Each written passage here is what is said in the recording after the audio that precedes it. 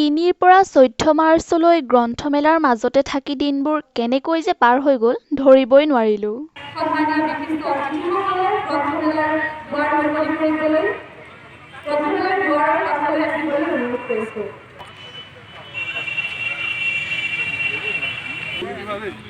শ্ৰদ্ধাৰ লোক সংস্কৃতিৰ গৱেষক ডক্টৰ অনিল শইকীয়াচাৰী আমাৰ চতুৰ্থ দ্বিতীয়বাৰ গ্ৰন্থমেলাৰ দুৱাৰ মুকলি।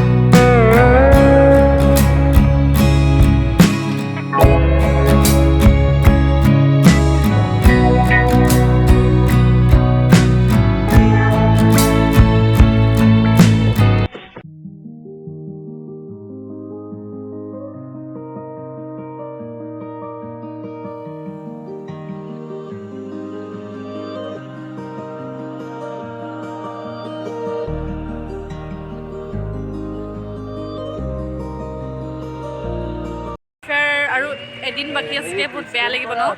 ইমানকেইদিন আহি থাকিলোঁ সদায় ৰাতিপুৱা পৰা গধূলি, ৰাতিপুৱা নহয় পিছবেলা পৰা একেবাৰে ৰাতিলৈকে ইয়াতে থাকোঁ, খাই বৈ একদম প্ৰগ্ৰেম চগ্ৰেম চাই মেলি যাওঁ, তো বেয়া লাগিব আৰু কাইলৈ আৰু ইমান ধুনীয়া পৰিৱেশ পাই আছিলোঁ ন, কিতাপৰ কালচাৰেল প্ৰগ্ৰেম, তাৰপিছতে উৎপাতো কৰোঁ আমি, মানুহবোৰ আমাক দেখি দেখি পলাবও আৰম্ভ কৰিলে, যাকেই পাওঁ কিতাপ দিয়ক তো বেয়া লাগিব এইখিনি সময় গুচি গ'লে। বাকী ব্লগটো চাব, ছাবস্ক্ৰাইব কৰি দিব।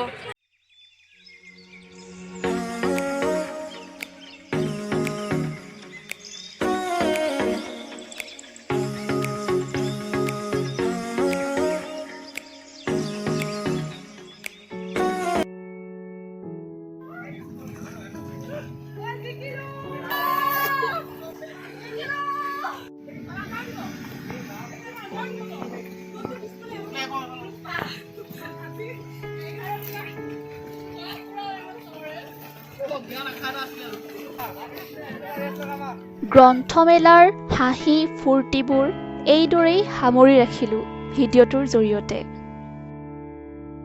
আজিও আমি আপোনালোকৰ উপস্থিত সহায় সহযোগিতা আৰু দিহা পৰামৰ্শ একান্তই কামনা কৰিছোঁ। শ্ৰদ্ধাৰ গ্ৰন্থপ্ৰেমী ৰাইজ, পোৱাৰ হাবিয়া, নোপোৱাৰ আৰ্তনাদ আৰু হেৰুৱাৰ বিষাদ, এই তিনিটা চক্ৰত অস্থিৰ মানে। ক্ষন্তেকতে প্ৰেক্টিচ কৰি আমিও এপাক নাচি ফূৰ্তি কৰিলোঁ গ্ৰন্থমেলাৰ শেষৰটো দিন বুলি।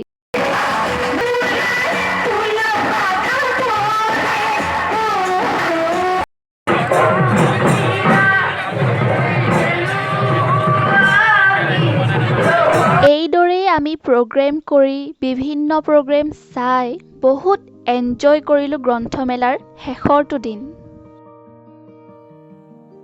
অহা বছৰ গ্ৰন্থমেলাখনতো যাতে এইদৰেই ফূৰ্তি কৰিব পাৰোঁ তাকেই আশা ৰাখিছোঁ।